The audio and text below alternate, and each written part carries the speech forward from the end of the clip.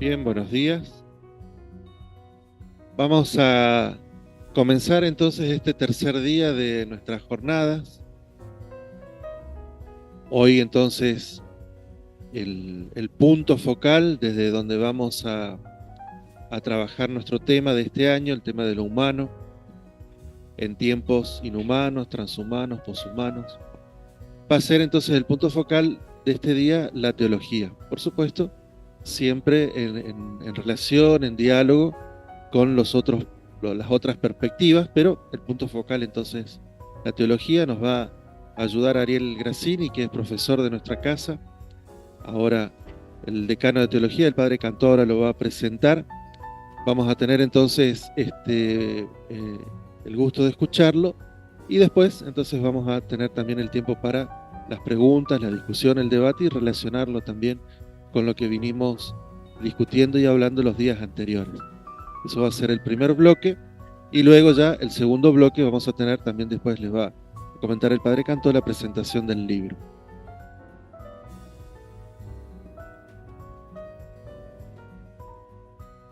Bien, les doy la palabra entonces, muchas gracias.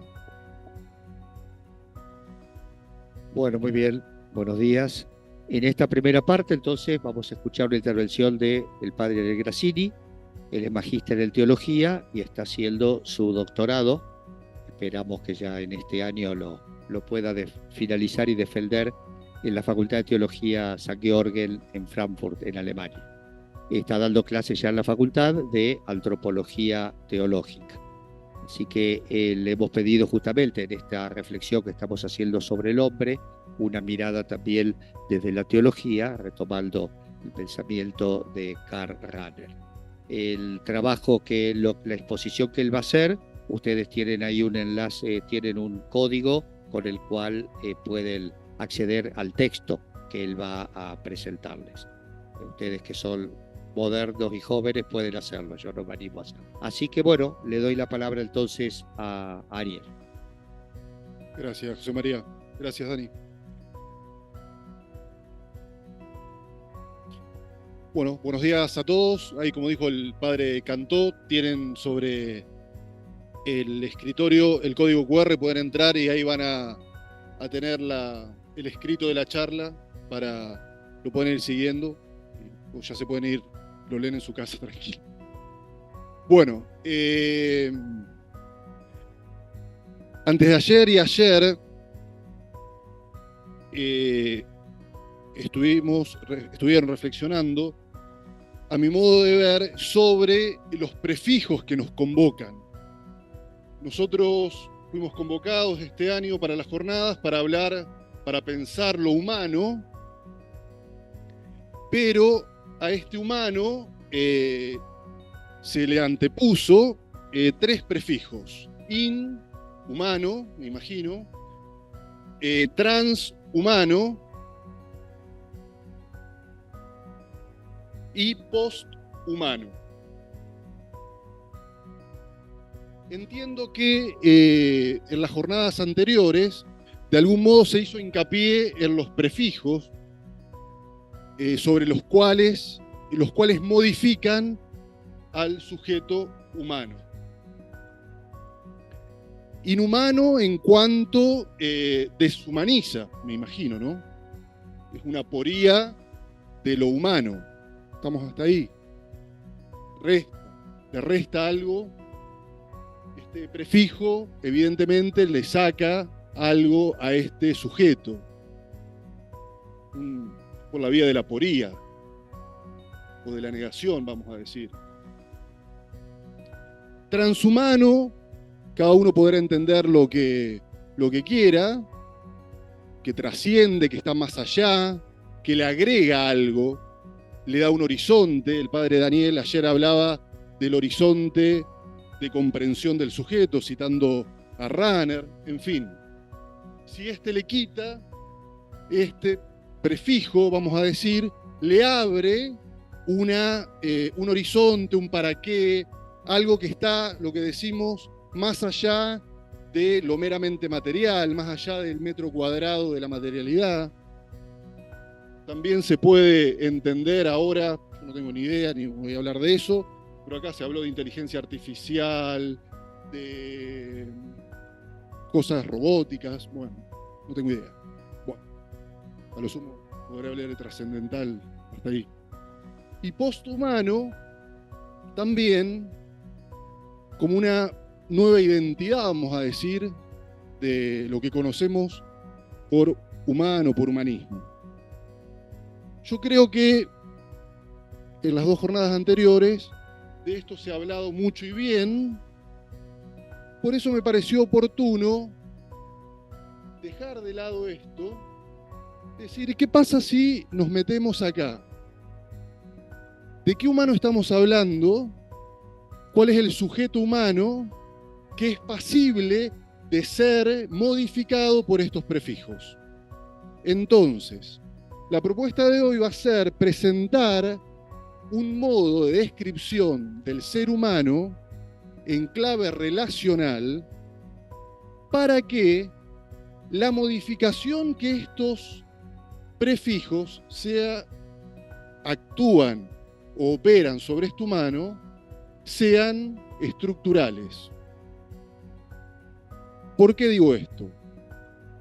Para que algo sea inhumano, para que una acción exterior lo transforme en inhumano o se convierta en inhumano, necesariamente esa acción o esa afección del humano tiene que ser estructural. El hambre, el dolor, la desesperanza, la pobreza extrema, cada uno póngale lo que quiera. Un dolor desgarrador. Si este humano no es capaz de relacionarse aún con lo que le reporta una aporía, esta aporía sería superficial. Todo esto no tendría ningún sentido.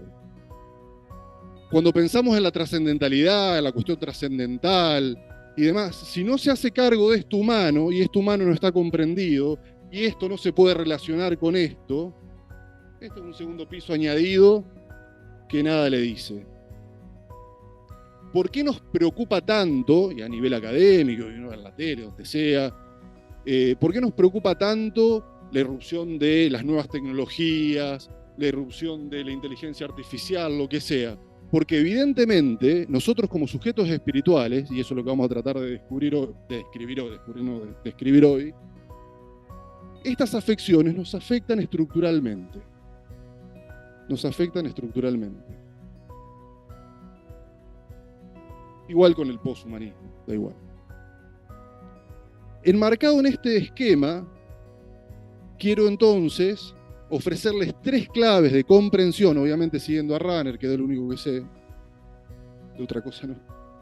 Les quiero ofrecer 3 claves de comprensión de lo humano que enfatizan que este humano es esencialmente, eminentemente, trascendentalmente, estructuralmente relacional. ¿Estamos? ¿Se comprende dónde está? ¿Fui claro? ¿Estamos? Bueno. Vamos a hacer entonces 3 puntos que nos vamos a dedicar en estos 40 minutos que tenemos de charla. El primero, vamos a tomar un aspecto nociológico, que es como Rahner parte, analizando el proceso nociológico de la persona, cómo conocemos, ya todos han estudiado, me imagino, lógica o teoría del conocimiento, estarán por estudiar. Bueno, partiendo del cómo conoce el hombre, Rahner entiende que acá hay una posibilidad de describir al hombre aún en el momento de mayor subjetivación, en el momento en que el sujeto se hace sujeto, se hace presente a sí mismo, se autoconsciente a sí mismo, se describe como sujeto frente a un objeto, ahí en la cumbre de la subjetivación, la cumbre de la mónada subjetiva, hay elementos relacionales. Hay elementos relacionales. Aun cuando estoy encerrado, pensando algo, hay elementos que me comunican estructuralmente con un otro diferente a mí que me afecta. El segundo elemento que vamos a tomar es más de corte espiritual, hoy ya estamos en el ámbito de la teología, no va a ser una prédica esto, no tengan miedo. Vamos a hablar del término corazón. del término corazón. Rahner entiende que cuando se describe a este ser humano a partir de la palabra corazón, hace un escrito sobre la verdadera devoción al Sagrado Corazón, bueno, tiene una mirada antropológica importante en clave relacional. Y el tercer elemento que vamos a tomar, también de Rahner, es entender o leer lo humano desde una clave simbólica. Como el símbolo nos ayuda a comprender que este humano necesariamente es estructuralmente relacional. Y entonces, ¿por qué queremos enfatizar que es estructuralmente relacional? Porque estos prefijos, queremos demostrar que estos prefijos que hemos estudiado son estructuralmente condicionantes de esta persona. Por eso nos ha interesado describir estos prefijos y ahora nos interesa demostrar cómo este humano necesariamente se relaciona con otro diferente de sí. ¿Vamos? Bueno, ahora tienen el QR ahí, ya pueden leer y nos vamos todos para casa. Bueno, el primer punto. Dijimos que estamos ubicados en un ámbito nociológico. Rahner tiene la primera gran obra de Rahner, es Espíritu en el Mundo, y básicamente es una relectura del proceso nociológico tomista a partir de una lectura kantiana que él hace tomando Marechal. Todo nombre raro para los que recién empiezan, para los que ya están más avanzados, más familiaridad. En el proceso de la carrera se irá viendo todo esto. Entonces, el primer punto que nos convoca, el cognoscente, el humano entendido como persona que conoce, comprendido como sujeto relacional. Para profundizar en el aspecto relacional del sujeto que conoce, el cual es el motivo de este primer punto, voy a tomar a un autor que es Klaus Müller, un alemán, profe de Friburgo, que en el 94 hizo su doctorado, toma a Rahner y dice, bueno, yo voy a tomar a Rahner. En Alemania Rahner está leído evidentemente como un idealismo. Rahner hace un giro antropológico de la teología, ve las condiciones de posibilidad del sujeto en sí mismo para ver si dentro de las condiciones de posibilidad del sujeto hay una posible apertura a la trascendencia. Evidentemente, esto leído dentro del ámbito alemán, hay una pérdida necesariamente de alteridad. Entonces, todo el mundo alemán, el más duro, lee a Rahner con una visión tanto kantiana, carente de relación. Müller, en su doctorado, va a tratar de decir, bueno, no, a pesar del giro antropológico, Rahner, en su concepción de la nociología tomista, conserva rasgos de alteridad. Y eso es lo que nos interesa hoy denotar. En primer lugar, bueno, como les decía, Müller habla de la influencia de Marechal sobre Rahner y cómo él es quien le tiende puentes hacia una posible integración de la filosofía moderna dentro de la teología. Es sin duda el impulso de Marechal que ha influido en la mediación de la metafísica clásica y el pensamiento moderno del sujeto de Rahner. Esta unión que decíamos, unir la metafísica tomista con la metafísica kantiana. Dicho en términos religiosos, Rahner va a bautizar a Kant. Así como Tomás bautizó a Aristóteles, bueno, muchos siglos después, Rahner agarra a Kant y lo bautiza. Era bautizado, lo bautiza, sí. Lo bautiza a nivel académico. Bueno, junto con Müller describimos brevemente cuál ha sido en concreto el intento de Marechal que ha influido en el pensamiento rahneriano. Marechal fue quien no consideró la filosofía de Descartes, la filosofía moderna, incompatible con las enseñanzas de la teología. Rompió con el gueto autoimpuesto por parte de ella misma y entró en una conversación con el intento de Kant sobre la posibilidad del conocimiento metafísico. Y junto con el justo reconocimiento de los aportes de la crítica kantiana y en pos de evitar posiciones idealistas, es también Marechal quien recurre a la tradición de Santo Tomás. Ahora bien, la ya conocida influencia del pensamiento de Marechal descrita hasta aquí no aporta ningún dato relevante a la comprensión del sujeto desde la perspectiva de la alteridad, sino más bien, dicha influencia viene a ratificar, según Müller, el giro antropológico que opera la teología de Karl Rahner, con la consecuente pérdida de la relación con lo otro en cuanto otro que esto supondría. Pero párrafos más adelante, en la obra, en el doctorado de Müller, que estamos comentando brevemente, reconoce otra influencia en el pensamiento de Rahner que hable la posibilidad de par en par para suponer que el sujeto propuesto por Rahner no puede ser sino un ser relacional. Y acá lo cito a Müller.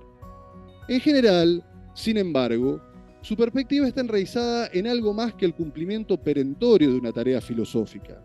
Es la espiritualidad ignaciana. Recuerden que Rahner es jesuita. Y más precisamente en la experiencia de los ejercicios espirituales fundada por Ignacio de Loyola. En tanto que la espiritualidad ignaciana tiene el objetivo de guiar al hombre a descubrir su dirección hacia Dios en términos espirituales. Encontrar la voluntad de Dios para cada individuo particular. ¿Qué dice Müller de Rahner? Rahner, antes de leer a Kant, fue creyente.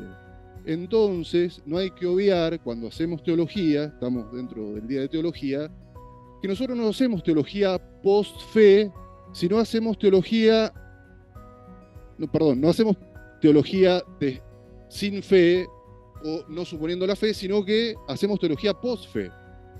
Primero está el acto de fe, el acto de creer, y después damos razonabilidad del acto. Entonces, Müller dice, por más que Rahner bautice a Kant, en el fondo es un jesuita que cree y está dando razón de lo que cree el lenguaje moderno, el lenguaje idealista. Por eso, por más que tome las condiciones a priori de posibilidad de corte kantiano, la relación siempre va a estar presente porque está supuesta por la fe. Básicamente, dicho en síntesis, va por ahí la cosa. Müller reconoce entonces dos fuentes primarias del quehacer filosófico-teológico de Rahner. Por un lado, mediante Marechal, todo el pensamiento moderno, Descartes, Kant, y por otro lado, la espiritualidad ignaciana.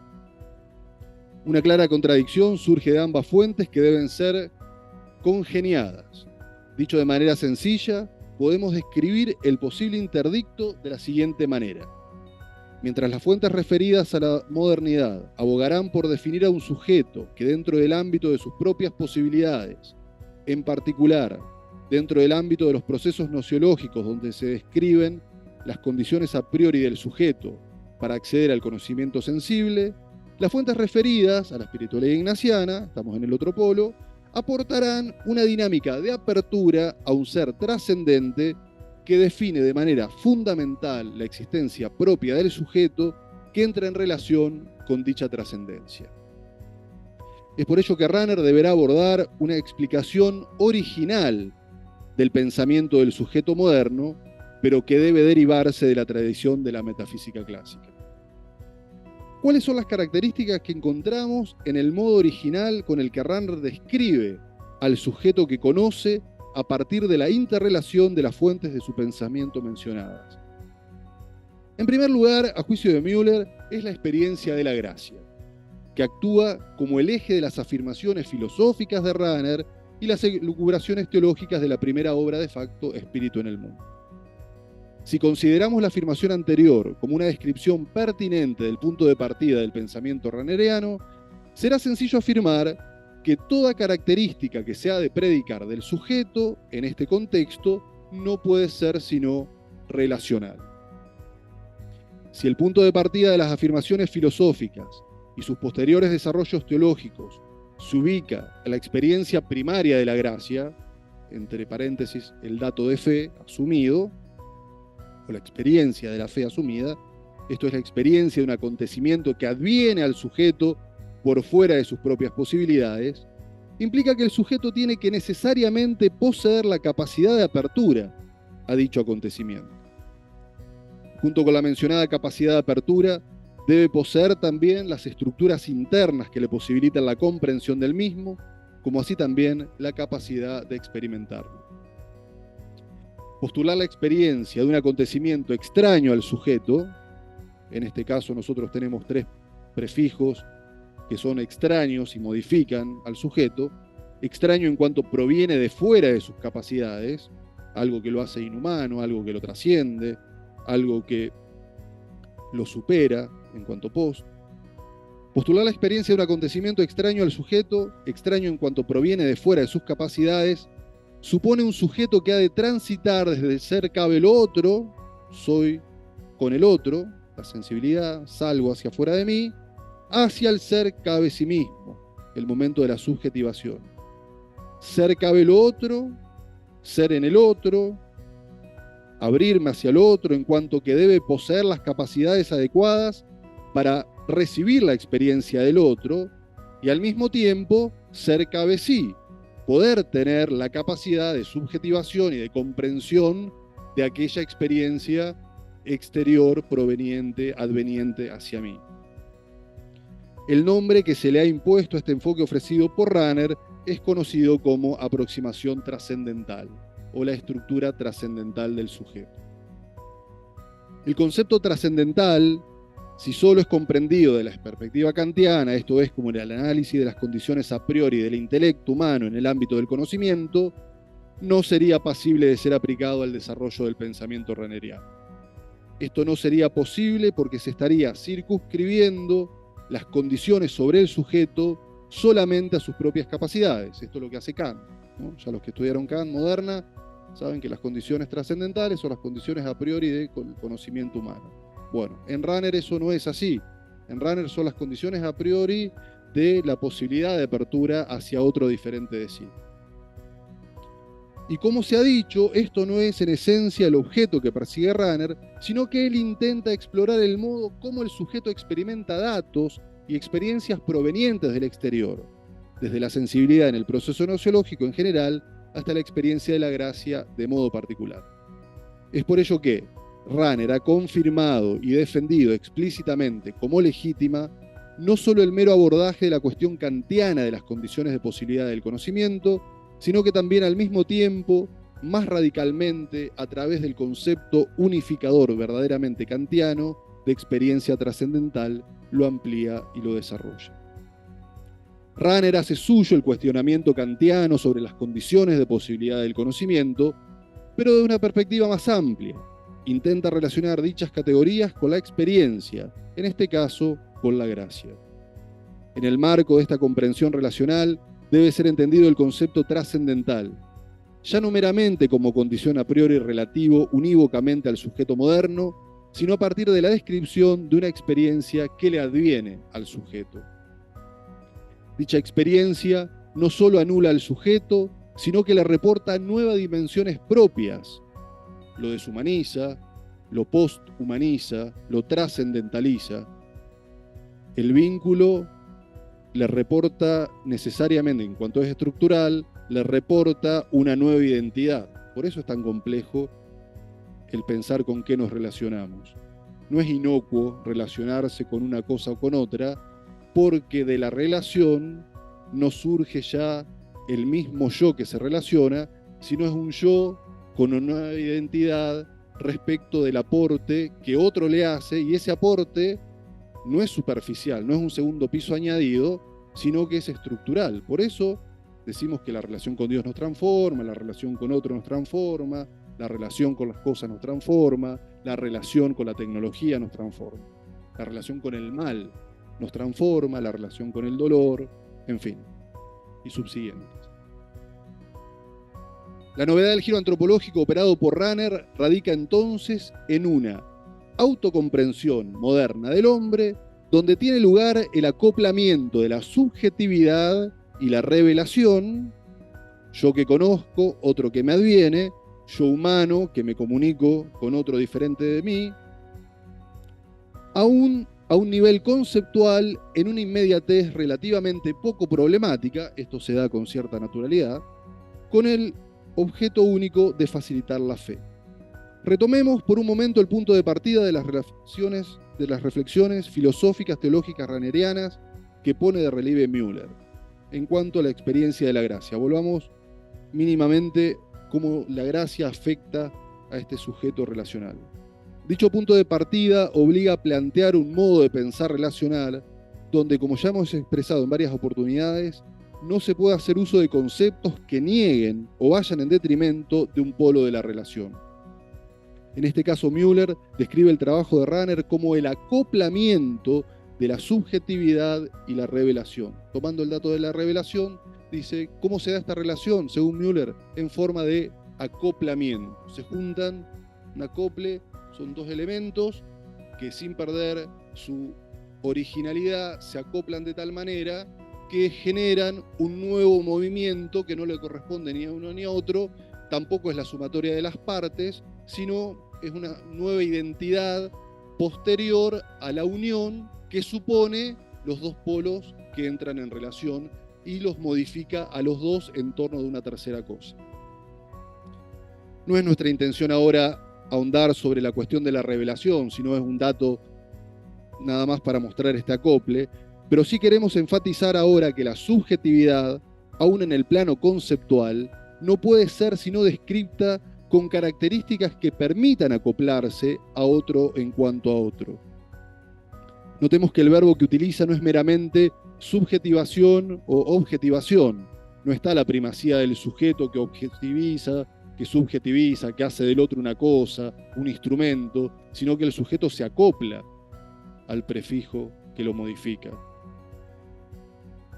Entonces, evitar la subjetivación o objetivación y hablar de acople, propio de las consideraciones kantianas, subjetivación o objetivación, sino que sin negar el momento de la subjetividad, se busca desde un primer momento una descripción relacional. Rahner ha llevado a cabo este análisis con el objetivo de identificar la apertura a priori del hombre con Dios y una posible revelación de Dios. Este intento tiene un enfoque principal en una convincente concepción del sujeto, junto con su autoconciencia, como ser cabe sí.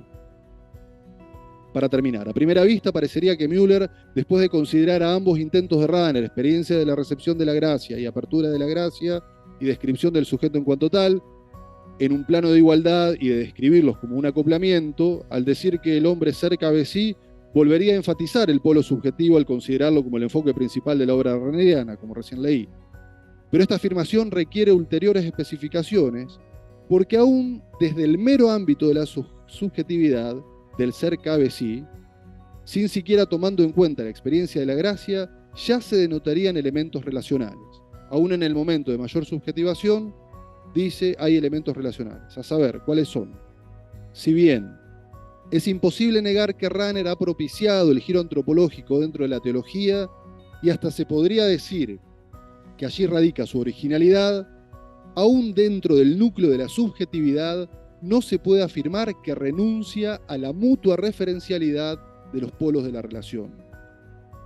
La inconsistencia de la interpretación primaria del ser como ser cabe sí y subjetividad autoconsciente se hace evidente a la perspectiva de la derivación metafísica de Rahner del pensamiento sujeto, ya que el ser cabe sí mismo, el ser que subjetiva, implica relacionalidad, al menos en relación consigo mismo.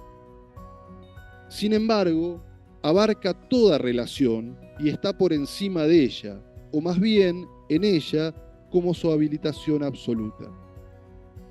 El sujeto, aún comprendido como ser cabe sí, se relaciona consigo mismo. Se da cuenta que se relaciona con algo que inclusive es diferente de sí, que es un yo que lo trasciende. El padre Daniel ayer hablaba que se ve inscripto en un horizonte que lo supera. En el momento de mayor subjetivación, de vuelta sobre sí, se halla inscripto en un horizonte que le dice a él mismo quién es. Y él puede volver sobre sí porque se halla en un horizonte anterior que a él mismo lo contiene. Por eso Rahner dice, aún en el momento que vuelve sobre sí, el sujeto se da cuenta que conoce este objeto particular y se da cuenta que tiene la posibilidad de conocer, que puede trascender la mera materialidad aún de sí mismo en virtud de ese horizonte en el cual está escrito. Por eso Müller dice, hablando de Rahner, que aún en el momento que se relaciona consigo mismo, en el fondo se está relacionando con otro diferente de sí que le permite relacionarse consigo mismo. De modo que la mera subjetividad no describe plenamente al sujeto que conoce, sino solo una dimensión del mismo. O dicho de otro modo, la misma descripción del sujeto dentro de sus propios límites inducen a pensar que él mismo es relación. Müller subraya esta apertura del sujeto que ha descrito formulando la siguiente pregunta. Pero si el ser cabezí describe la subjetividad solo de forma incompleta, ¿qué ocupará el lugar de ese extraordinario más? No voy a ahondar en esto, pero ese extraordinario más, en el fondo, es esta conciencia de pertenecer a un horizonte anterior, que es el que posibilita que yo haga una pregunta, no por un objeto particular, sino por el todo. Hasta aquí el primer punto. Vayamos al segundo momento. Salimos de la comprensión nociológica de Rahner y entramos dentro de los escritos espirituales de Rahner. Ustedes saben que las obras de Rahner, él mismo, dice, yo escribí tanto en mi vida que al final todos mis escritos están todos perdidos por ahí y al final nadie los lee. Sí, así dice. Entonces lo que él hizo, los voy a sistematizar de tal manera para que medianamente estén ordenados en una biblioteca y la gente los pueda ir a buscar con cierto orden. Bueno, y ahí hizo los escritos de teología, se llaman escritos de teología, son varios. El 3, el volumen 3, ahí dice, bueno, acá voy a juntar todo lo que escribí sobre espiritualidad, básicamente, ¿no? Están los escritos del concilio, postconcilio, anterior al concilio, escritos sobre la iglesia, escritos sobre María. Bueno, él hizo su propia selección, fue juntando todo lo que escribía y él lo editó él mismo. En el punto 3, en el número 3, dice, bueno, acá voy a juntar todo lo que escribí sobre espiritualidad. Bueno, homilías, cuestiones que ha hecho. Dentro ahí hay un artículo que se llama sobre una correcta espiritualidad o una moderna espiritualidad del Sagrado Corazón. Bueno, entonces hace una lectura sobre la espiritualidad del Sagrado Corazón en clave antropológica, usando el término corazón para describir a lo humano en clave relacional. Y eso es lo que a nosotros nos interesa.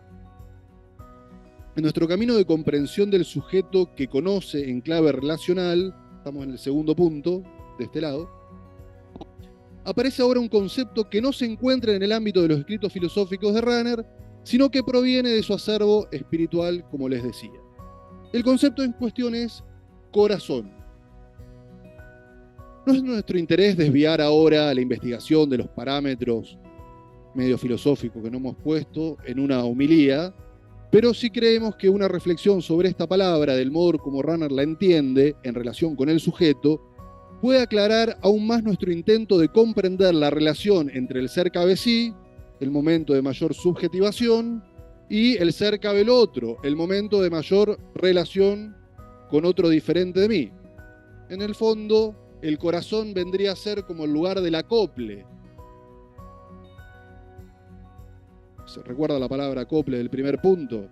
Bueno, el corazón podría ser un ámbito propicio donde se acoplen diferentes realidades, una pluralidad sensible respecto de una lógica unificadora. Veamos.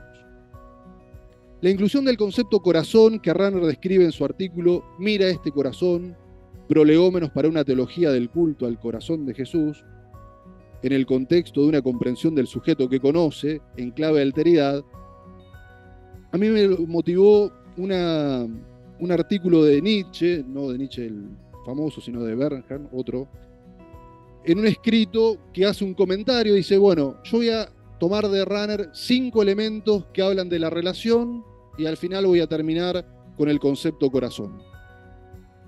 Tomó Nietzsche de la obra de Rahner, de toda la obra, 5 elementos que él cree que aún dentro de este giro antropológico describen al sujeto en clave relacional y tiene el corolario después con el término corazón. Vamos a ver brevemente esos 5 elementos primeros porque creo que son importantes y después hacemos una reflexión sobre el corazón. El primer término que Nietzsche toma de Rahner, dice Rahner habla de la persona originaria. Denota la espiritualidad o trascendentalidad del ser humano en su libre determinación. La persona originaria. Ahora bien, dicha libre determinación, que no es reflexiva, solo se hace explícita por medio de la conciencia de lo otro distinto de la persona. Nietzsche, siguiendo a Rahner, la vincula con la conciencia de otra cosa al traer a consideración la cita del artículo Culpa y perdón de la culpa, que dice, es una cita larga, pero vamos a decir por qué la persona originaria, aún diciendo que es originalmente, lo primero que hay es el ser personal, por qué en este centro, en este núcleo antropológico, vamos a decir, puede haber relación. Y dice, leamos este extracto de Culpa y perdón de la culpa de Rahner. Dice, el hombre es un ser que posee las características de solo tener conciencia de sí cuando es consciente de otra cosa, conoce y se da cuenta que conoce. Y de solo ocuparse de sí mismo al ocuparse de otra cosa, aunque esta otra cosa no sea más que la idea, el pensamiento de sí mismo. Yo me pienso a mí, yo soy algo diferente de mí. Soy capaz de despegarme aún de mí. Me puedo relacionar conmigo mismo. ¿Sí? Ya no soy yo. Soy yo que estoy viendo a mí mismo. Importante. Es un ser que solo logra percibirse cuando percibe un objeto. Yo veo esto y me hago consciente de que estoy viendo esto. Entonces, la conciencia última subjetiva, mi personalidad, mi persona originaria, me viene en cuanto salí a conocer otro objeto diferente de mí. ¿Cómo me doy cuenta que yo soy capaz de subjetivar una cosa si no subjetivo nada diferente de mí o aún me subjetivo a mí mismo? Tiene que mediar una diferencia, este objeto, esto, diferente de mí. Yo no soy la botella. Pero al conocer la botella, necesito de un otro, aún para conocer que yo puedo conocer. Que puedo ser sujeto último de subjetivación o de objetivación, necesito un otro diferente de mí. Yo soy originalmente persona o persona originaria en cuanto salí a vincularme con otro diferente de sí.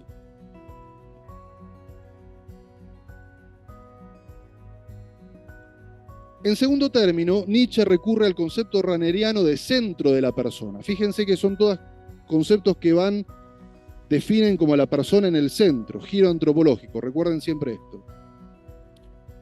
En segundo término, Nietzsche recurre al concepto rahneriano de centro de la persona, concepto que es también desarrollado en Rahner en el mismo artículo Culpa y perdón de la culpa. El concepto centro refiere ¿a qué? A que no hay línea divisoria fija y definida entre dos esferas del hombre, que se hallan en permanente ósmosis. Constantemente se modifica el hombre en las objetivaciones de su cuerpo, de sus pensamientos, de sus acciones mundanas, hasta se entrega a ellas, aunque sin perderse. Nos perdemos en el gusto de comer, pero lo hacemos desde un centro. Como los animales, en las mismas y sin quedar entregado totalmente a ellas. Nos entregamos a los placeres de este mundo, pero sin ser los placeres de este mundo.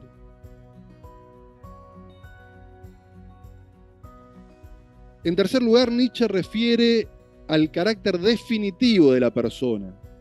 Son todas citas que va tomando de diferentes artículos de Rahner.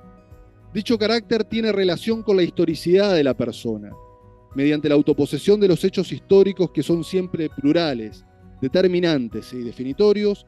El sujeto adquiere su propia autoconciencia. En cuarto lugar, se describe al sujeto en cuanto interpersonal en cuanto es capaz de relacionarse y comunicarse en el contexto de su historicidad. Aún comprendiendo al hombre de su perspectiva más identitaria, no se puede negar que por medio de las objetivaciones históricas de la libertad íntimamente personal del hombre, en virtud de su sensibilidad constitutiva, a través del lenguaje y las señas, son capaces de establecer el carácter comunicable de la mundanidad de la persona.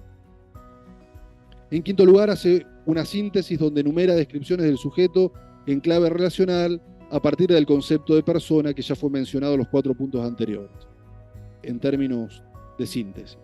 La persona es, después de todo, el término abarcativo adecuado para describir a todo el ser humano en su subjetividad original, en su exteriorización histórica.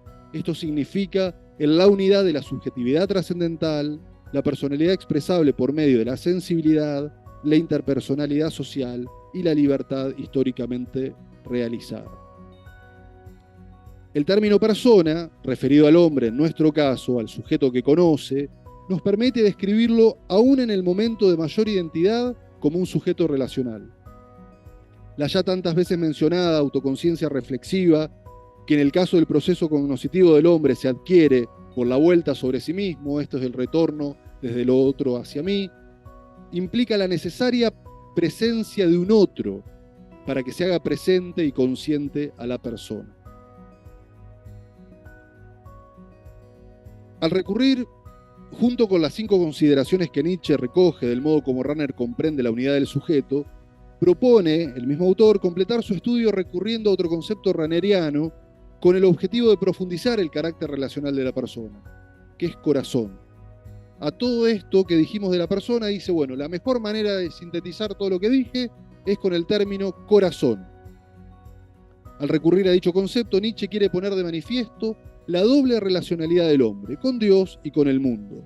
Relacionalidad que no afecta a su unidad original. Motivados por sus reflexiones, nos abocaremos a estudiar con más profundidad las consideraciones que el mismo Rahner ofrece sobre el término corazón. El término corazón, dice Rahner, es una protopalabra. No puede ser definida ni compuesta de palabras más conocidas, porque corazón significa unidad y totalidad originales. Vieron qué síntesis de lo dicho anterior. A juicio de Rahner, la palabra en cuestión remite a una unidad original, unidad que ya desde otras perspectivas hemos hecho mención y hemos descrito como compleja. Aquí, junto con la referencia a la unidad original, se la relaciona también con el concepto de totalidad. La mencionada totalidad invoca la unidad de su existencia, previa a la división de alma y cuerpo, acción y disposición de ánimo, exterioridad e intimidad. Invoca la original en lo auténtico, en el auténtico sentido de la palabra, lo que es auroralmente uno en la multiplicidad de la realidad humana. Dicho de manera sencilla, en el corazón se da la identidad última de la persona. Cuando algo nos afecta el ser de nuestra vida estructuralmente, decimos, me duele el corazón, me partió el corazón, me hirió el corazón. Es la unidad última de comprensión o descripción del sujeto. Por eso Rahner dice una protopalabra que no necesita ulteriores definiciones, sino que una palabra, vamos a decir, metafórica, que habla de un todo, pero habla de un todo de la existencia, habla de todas las relaciones del sujeto, las materiales, las espirituales, de todas las relaciones problemáticas, de las relaciones de amor, de las relaciones trascendentales, de las relaciones inhumanas. Habla de otro, pero las refiere a un centro. Por eso decía que se puede comprender el corazón como el lugar por excelencia de acople entre la diferencia, entre lo otro, entre lo de este lado del pizarrón, entre los prefijos, y este lado del pizarrón que es lo humano. Podríamos dibujar en la línea del medio que hice entre los prefijos y el sujeto un corazón como el lugar de acople, donde se da la mayor unidad de la persona, en términos, vamos a decir, inclusive hasta sentimentales, pero también ahí se da la mayor posibilidad de relación y de aceptación de lo mundo. Tercer punto, y con esto ya vamos terminando.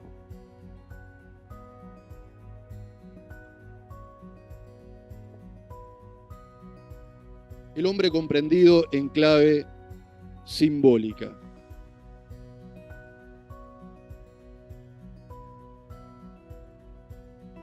Los que van siguiendo en la página, está en la página 12.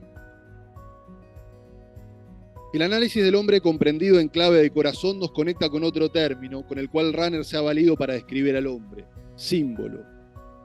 ¿Cuál es el camino que el autor recorre para relacionar lo que hemos desarrollado en el punto anterior y el nuevo concepto que ahora nos disponemos a analizar?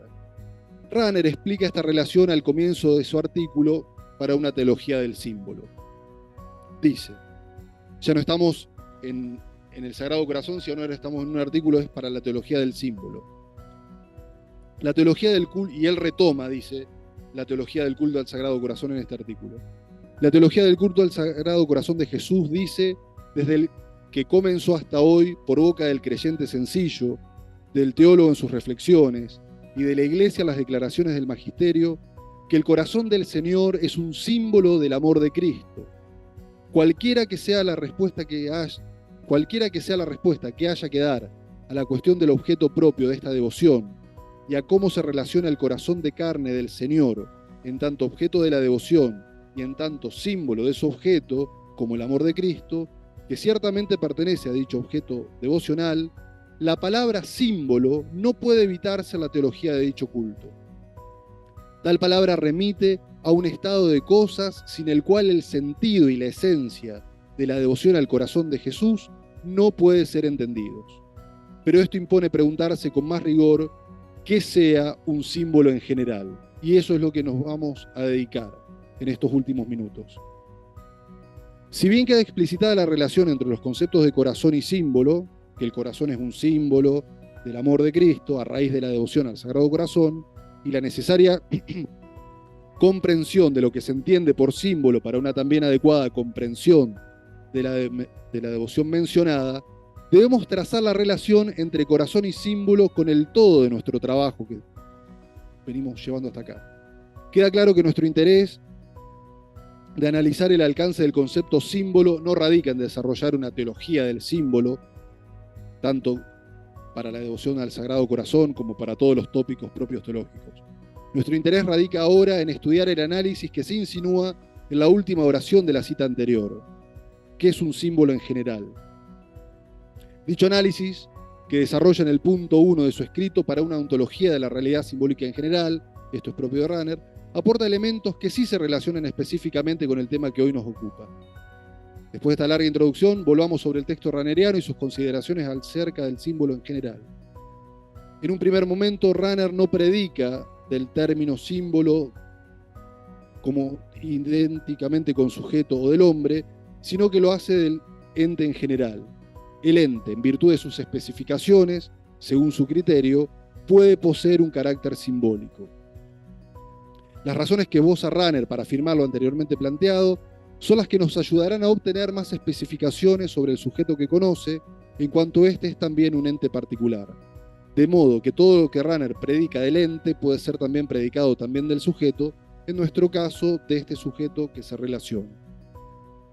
Ya ubicados en la descripción del ente que Rahner ofrece, observamos que parte de una constatación que nos es familiar dentro del proceso cognoscitivo: la relación entre la unidad y la pluralidad.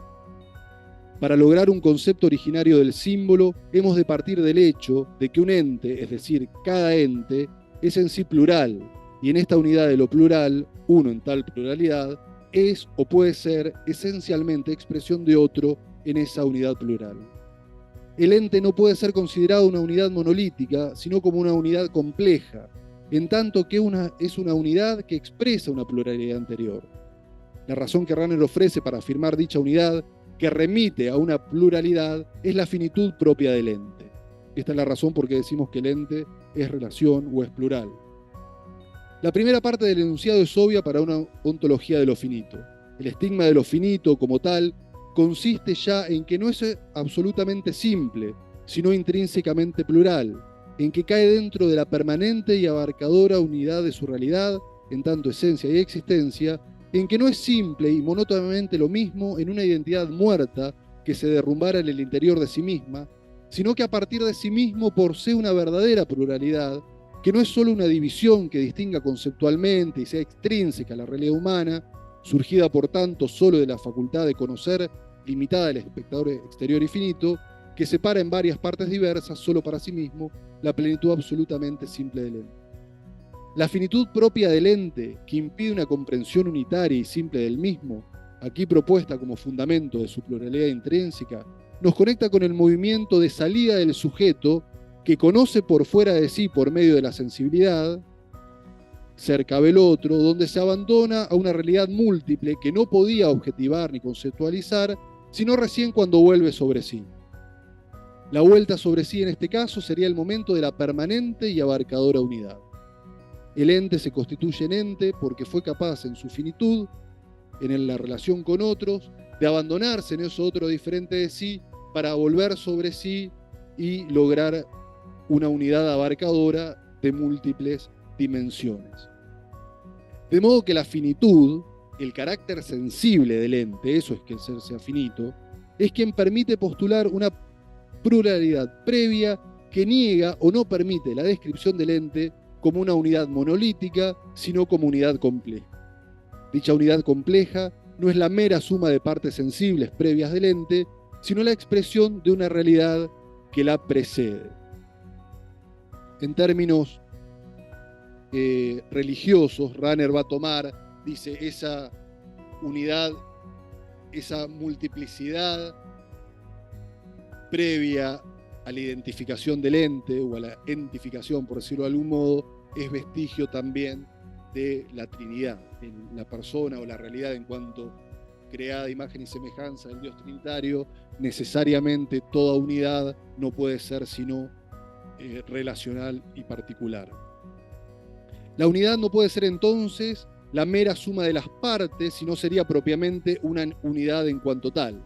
La sumatoria de elementos diversos no constituye por sí mismo una unidad, sino que la unidad como tal debe denotar por sí sola aquella pluralidad de la que proviene.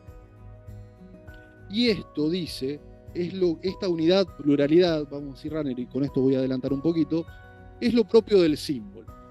El símbolo es un hecho único, pero que tiene diferentes significados o diferentes significantes. Puede significar varias cosas en una sola imagen. Entonces, Rahner dice, el símbolo, como tal, en su esencia, es una imagen o un elemento que puede, así como corazón, puede ser utilizado para describir una unidad, una imagen, un concepto, una flecha, es un símbolo, pero que esa unidad lograda remite necesariamente a una pluralidad anterior y que no es la suma de las partes. Uno cuando ve un símbolo no ve la suma de elementos concretos, o sea, mira, esto significa esto, más esto, más esto, más esto, y me da esto. No, el símbolo remite a una unidad de una diversidad anterior que la une como un todo, pero que nosotros sabemos que ese todo remite a una pluralidad anterior. Hasta acá llegamos, porque si no nos vamos a alargar. Después quizás las preguntas podamos ampliar un poquito más esto, que quedó más cortito. En síntesis, el hombre en el momento de mayor subjetivación es un sujeto abierto al otro, al dato sensible que necesita, que requiere necesariamente para darse cuenta que conoce. El hombre puede ser comprendido en cuanto corazón, como el elemento o el lugar de acople entre lo otro y lo propio, o entendido también como símbolo en cuanto efecto unificador de significantes varios o de significados varios. Creo que ha quedado medianamente justificado por qué volvemos sobre el principio, por qué es importante analizar, estudiar, describir, problematizar estos prefijos, porque evidentemente afectan estructuralmente al humano, a nosotros en particular. Hasta acá llegamos. Muchas gracias por la atención.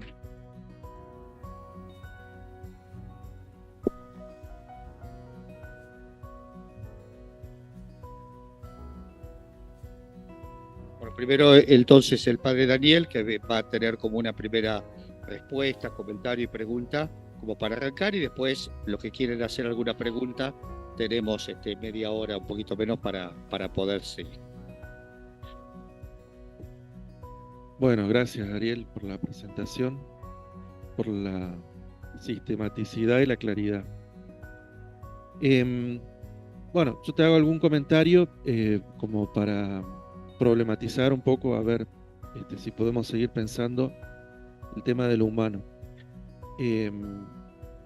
Lo primero sería, digamos, una pregunta más sobre el fondo de la cuestión, ¿no?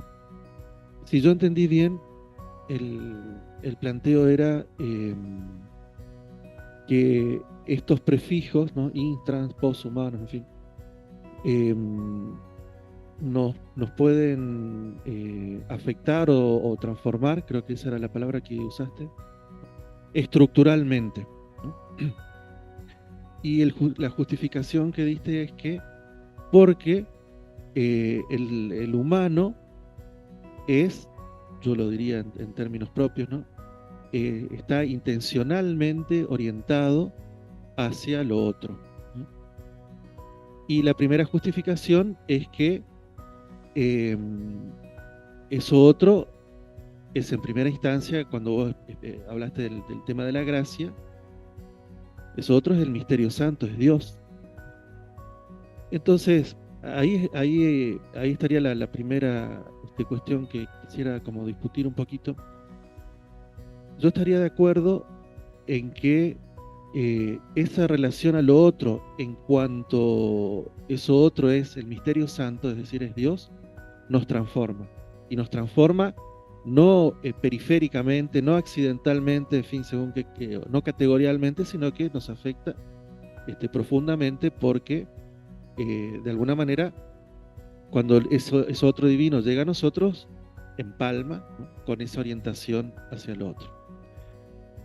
Hay otros fenómenos en los que me parece que puede darse una relación análoga, como por ejemplo la relación al otro humano. Ahora, en la relación con el objeto virtual, bueno, que es un poco el tema que estamos tratando, ¿no? En la relación con el objeto virtual o simplemente el objeto de la técnica, es análogo a esa relación con lo otro, en sentido de el otro como Dios o el otro como otro humano, ¿no? Personalmente pienso, por eso ayer cité lo de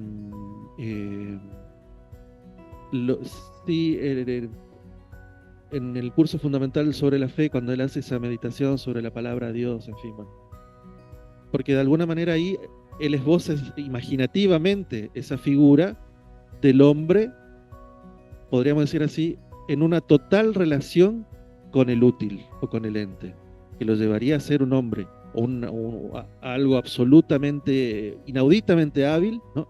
Pero ya no humano, porque dice, no solo estaría olvidado de la relación, sino olvidado que olvida, ya la relación no sería posible.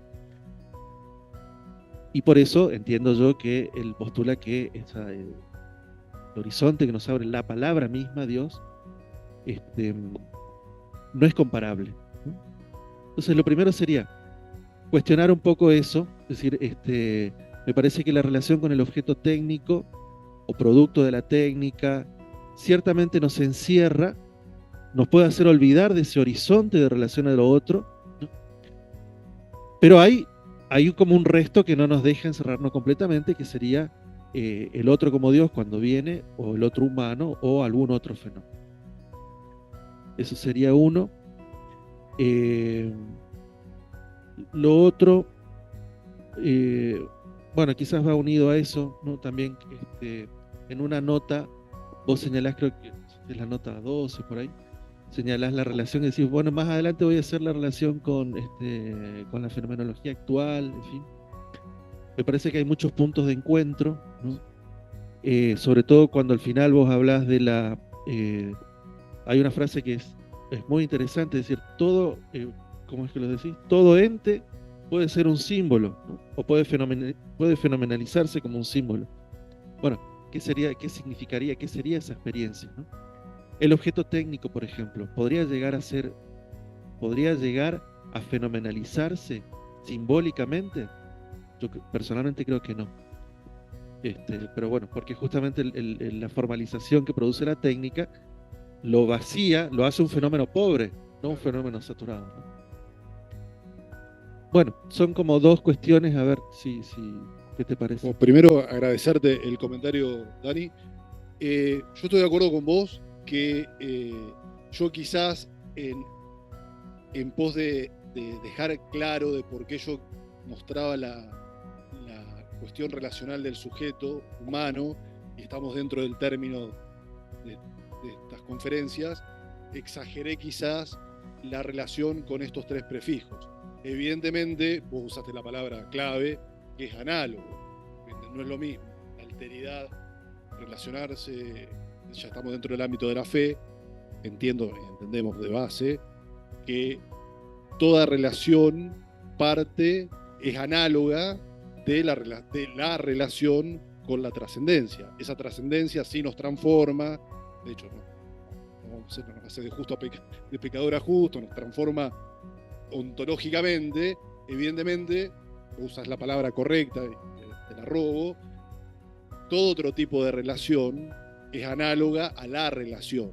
Ahora, en virtud de que esa relación, a mi modo de ver, nos transforma y nosotros somos permeables a esa relación transformadora, la relación con la gracia en particular, no un piso añadido, un segundo piso, ya lo hemos visto en clase muchas veces en antropología, en virtud de esa relación y de modo análogo, y eso sí yo lo creo, y es lo que he dicho hoy, todo tipo de relación nos afecta de algún modo estructuralmente. Y a mí, sinceramente, de los prefijos, el que más me llamó la atención es inhumano, porque yo creo que la inhumanidad es la que más se asemeja, por medio de la aporía, a la experiencia de la gracia. Es tan destructiva de la constitución interna, la inhumanidad, le da una identidad tan profunda al ser humano, transformarlo en inhumano, casi me compararía a decir porque es el pecado, si no, no sería maniqueo, ¿no?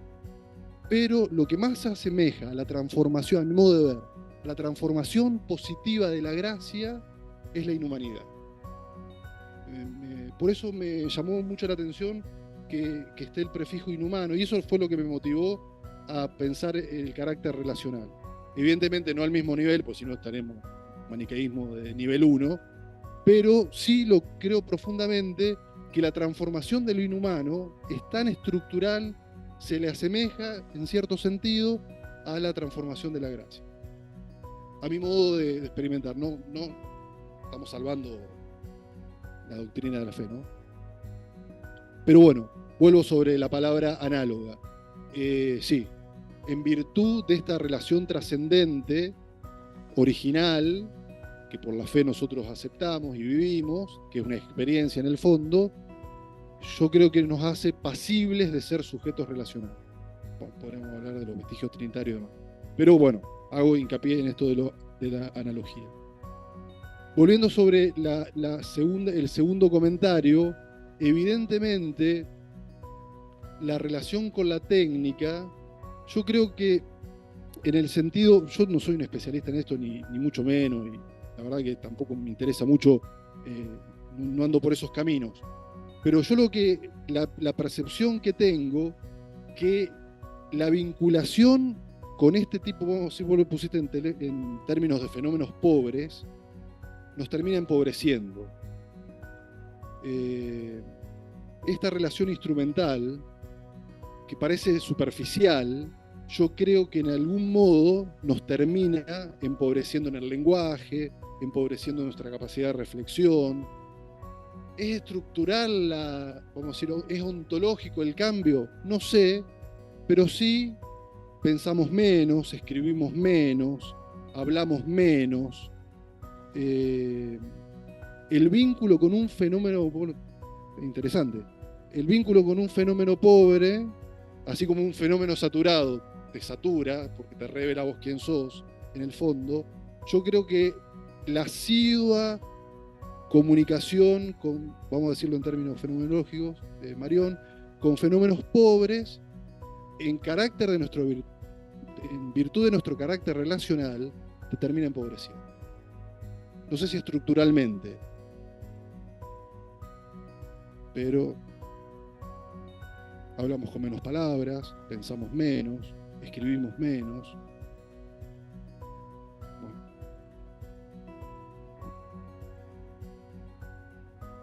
Digo, lo invité yo encima. Ayer, ¿se escucha? Sí, se escucha. Ayer me decía Ariel en casa, porque somos compañeros de comunidad, te quiero ver en la primera fila y hacerme una buena pregunta. Muy bien. Así que vamos a ver si sale, ¿no? Con relación a lo que veníamos diciendo en los días anteriores, yo creo, Ariel, que la impugnación más fuerte a ese cabecí, a ese ser, corazón, tal vez el público, esa proposición no se usa más. La usaba Santa Teresa, digamos, ¿no? Para consigo mismo, capaz uno para sí, ¿no? Como Sartre habla, ¿no? Entonces, la impugnación de esa interioridad, de ese corazón, para mí, a mi modo de ver, más fuerte, más contundente, más agresiva, también más actual. No es tanto, ya no es para mí, a mi modo de ver, el idealismo, ¿sí? El solipsismo, yo estoy conmigo mismo y no necesito nada más, soy autosuficiente respecto a cualquier cosa que no sea yo mismo, ¿no? Entonces, no es tanto eso, el solipsismo, porque eso se desarma con cierta dificultad, pero el mismo Sartre lo desarma. El mayor filósofo de la historia, mis alumnos ya lo saben, Maine de Biran, ya lo hizo antes de Sartre. Bueno, entonces, eso se...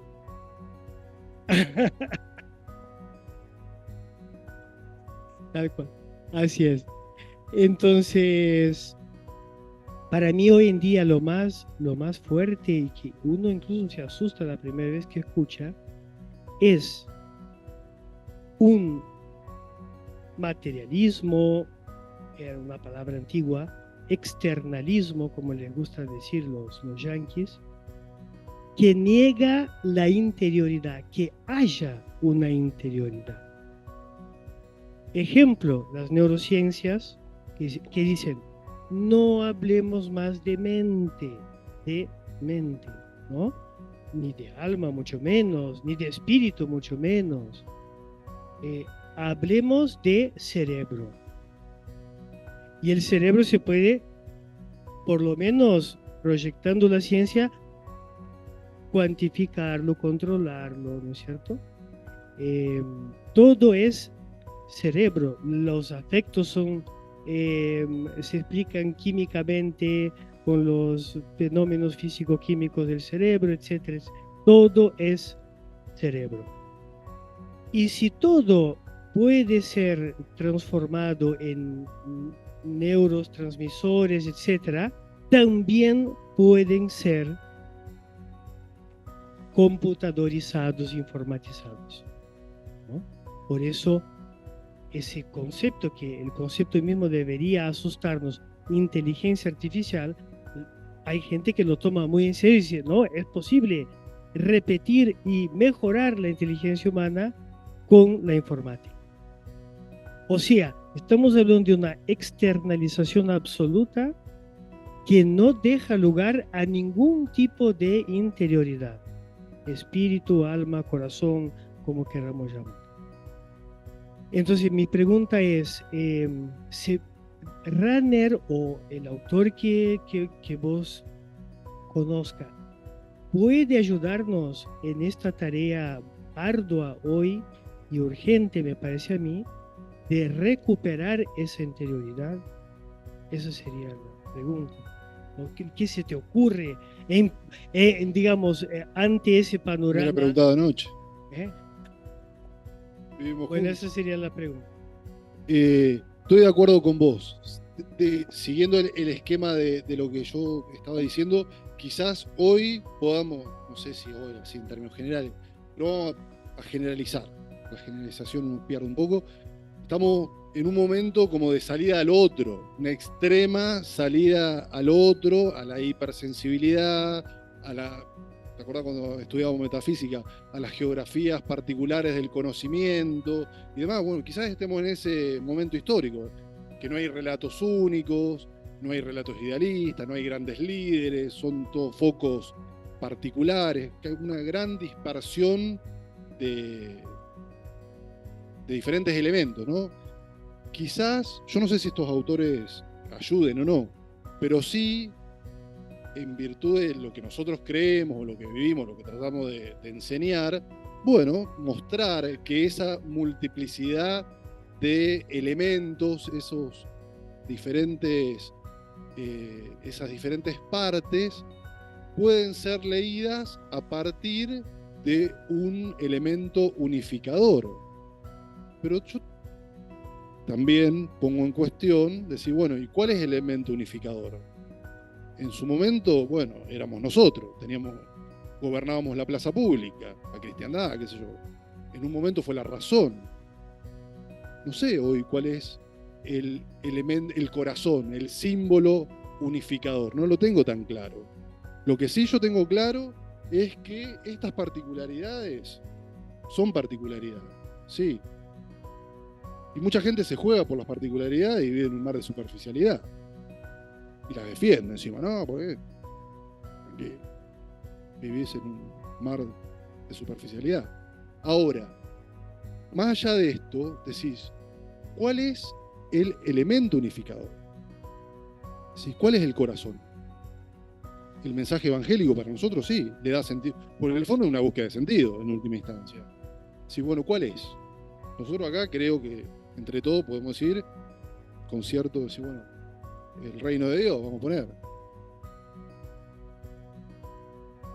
Pero aún a su vez, los centros unificadores también se han vuelto múltiples. Y muy múltiples. Por la comunicación, por lo que sea. Si la inteligencia artificial es una cosa unificadora. A mí no, yo tengo 50.000 kilómetros, ni sé de qué habla. Capaz que otro tipo sí. No sé.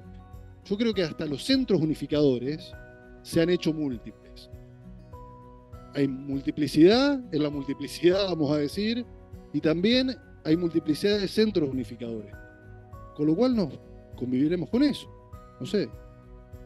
No sé si no es responder, sino es reflejar.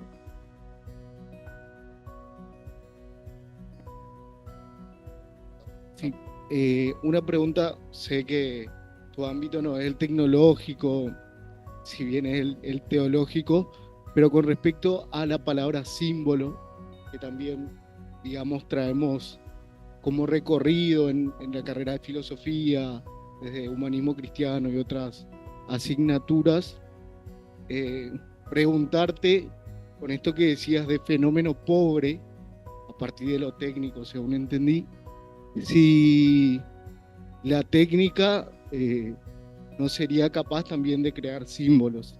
Y miraba un poco esto, y siento que es un símbolo entre vos y nosotros hoy, como un símbolo que unifica el discurso, si se quiere, o el encuentro, y en qué medida, si querés, Runner, el autor ahí del que hablamos, pudo reflexionar en torno a esto. No sé si dice algo de esto, pero en el contexto de hoy decir que la técnica podría ofrecernos símbolos o al menos modos de transmitir esos símbolos antiguos a hoy. Ayer, por ejemplo, el padre Daniel trató de mostrarnos unas imágenes para simbolizar su discurso, si se quiere. No se pudo, pero bueno, así que preguntarte un poco de eso. Sí, pero no es una palabra, sí. No es una pregunta directa, sino un comentario. Hay dos dimensiones. Ese QR no es un símbolo, es toda técnica. Quizá detrás de eso hay una ponencia. Daniel ayer hizo una crítica, yo creo, la comparto y con esto vuelvo. toda esta técnica, una cosa es reordenar datos que ya hay y otra cosa es crear datos. La creación del dato particular, novedoso, emergente, la singularidad. Ayer, Daniel, a mí se me viene esta palabra. Yo creo que la técnica por sí sola no adquiere singularidad. Todavía, hoy por hoy, creo, la singularidad la tiene el sujeto. El que es singular, único, particular, creador de una idea novedosa. Entiendo qué puede hacer la técnica. Bueno, multiplicar eso, universalizarlo, hacer que otros lo conozcan. Pero el cuadro que Daniel era Rembrandt. Bueno, para que Daniel pueda mostrar el cuadro y el proyector y demás, toda la milonga esta, que no anduvo, tiene que haber un genio creativo, que es Rembrandt, que aparece una vez cada tanto en la vida y te cambia la historia. Rembrandt lo único que hizo fue decir, che, ¿por qué la luz en vez de ponerla de arriba, la pongo en el sujeto? Eso es lo que hizo Rembrandt. Y creó el modernismo casi, ¿no? Entonces vos ves un cuadro de Rembrandt y la luz no viene de la ventana, no viene de arriba, no viene de Dios, sino viene del sujeto. Ese genio no lo hizo la inteligencia artificial. Ahora, ¿qué hace la inteligencia artificial? Le da movimiento, qué sé yo, te encontrarás con la mesa del tipo muerto ahí, y se le salen las cosas y demás. Pero el genio, la singularidad, la tuvo Runner. Yo no soy Rembrandt. El QR lo pasé anoche haciendo. Por lo cual, singular. Un Rembrandt que pintó el QR. A lo que voy. Yo creo que la singularidad es lo que hace un fenómeno saturado. La repetición continua de eso son fenómenos pobres. Entonces, creer que porque yo manejo mucha tecnología estoy siendo singular, porque me comunico mucho, estoy diciendo algo novedoso, o porque me ven mucho, estoy transformando la vida de alguien, tengo mis dudas. Muchas gracias, gracias Ariel por tu presentación. Yo quisiera contigo profundizar sobre lo relacional que se construye tanto en el ámbito nosológico como en el corazón y lo simbólico. Porque en tu presentación desde Runner, yo quisiera que de Runner nos pudieras tú iluminar más esto, cómo se salva la paridad con el otro en esa construcción relacional. Porque hay un énfasis en el yo que conoce, en el yo que crea la posibilidad de relacionarse con el otro, o el yo que es unidad originaria, el yo que es unidad que unifica una diversidad previa. O sea, y el yo en el conocimiento es aquel que realiza el acto de conocer. Yo soy el que conozco y yo me constituyo como ese yo, como entidad primera que genera la posibilidad de construir relación. La pregunta mía es, ¿cómo esa primacía que tiene el yo en el acto del conocer o del corazón y del símbolo salva el evitar que esa autonomía natural en el proceso mismo de generar esas dinámicas termine en una imposición, en una supremacía sobre el otro, en una hegemonía sobre el otro, o, como el Papa tanto nos invita a reflexionar, una autorreferencialidad? Y así, pues, si nosotros vamos al tema de la técnica, en últimas tendríamos como una primacía de algo que quiere como unir, que quiere como generar una unidad en el cual, o hacia la cual como que todos tienen que estar una referencia, pero no existe ese, me parece como esa paridad del yo-tú, del tú con el yo, donde esa relacionalidad esté en una, digamos, una construcción de similitud. Entonces, quisiera ahondar un poco más sobre eso contigo. Evidentemente, este contexto, el autor de base, el marco de referencia es el giro antropológico, evidentemente, ¿no? Yo dije que Runner, uno de los intentos, un poco graciosamente, que Runner intenta bautizar a Kant, ¿no? Con lo cual, la materia es el idealismo alemán. No estamos hablando de la fenomenología francesa, ¿no? Bueno, estamos hablando del centro del idealismo alemán. Bueno. Ahora, mi lectura, y eso yo lo que trato de hacer, es contrarrestar ese discurso.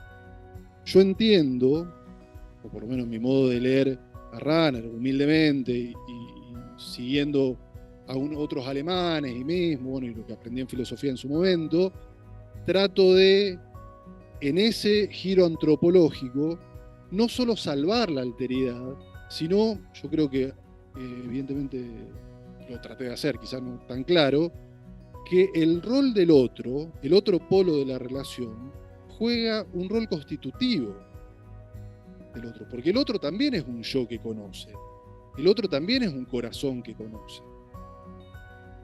Partiendo de un objeto, evidentemente un objeto se afecta menos en el momento de ser conocer, pero vos sabés que por la técnica uno conoce y afecta al objeto conocido, también lo afecta. La palabra después, y una persona ya, cuando uno se relaciona con otro yo, ese otro yo también es un corazón, también es un símbolo, también es un sujeto cognoscente, que también a mí me objetiva, también yo entro dentro de su dinamismo, y de esa interrelacionalidad, yo hablaba de mutua referencialidad entre el yo que conoce y el otro conocido, se da una, a mi modo de ver, aún en el momento de mayor subjetivación, entiendo yo, se da una aceptación del otro y una modificación del yo. Ese es mi modo de comprender, ¿no? En analogía a la relación para con Dios que me afecta y yo de algún modo también afecto el todo. Yo evidentemente sí, estoy de acuerdo con vos que si uno lee de corrido Runner, sí, bueno, acá hay dos problemas. Uno, falta de alteridad y otro, un poquito de falta de libertad. Habría que ver. Porque cómo uno se niega a ese horizonte último. Bueno, un problemón. Yo te diría al revés. En el giro antropológico de Runner, el problema casi que no es el sujeto particular, sino es la relación con la trascendencia. Porque en última instancia, ese horizonte en el que yo me inscribo, que no es la nada, es el todo, yo me pierdo ahí. Con lo cual, el giro antropológico de Runner, el último cuento, el último capítulo, es casi el abandono en ese horizonte. Es la constitución del sujeto en virtud de ese horizonte. Y ahí hay que hilar finito para ver qué rol juega la libertad humana. ¿Qué pasa si yo no me adhiero a ese horizonte? Me destruyo estructuralmente. Con lo cual yo no estoy tan de acuerdo que la teología trascendental de Runner sea un giro antropológico en sí mismo. Porque partimos, lo primero que dije, Runner antes de teólogo hizo ejercicio. El hombre ser criado para, lo rezaba todos los días. ¿Cómo está ahí, Gil? Muy bien, gracias.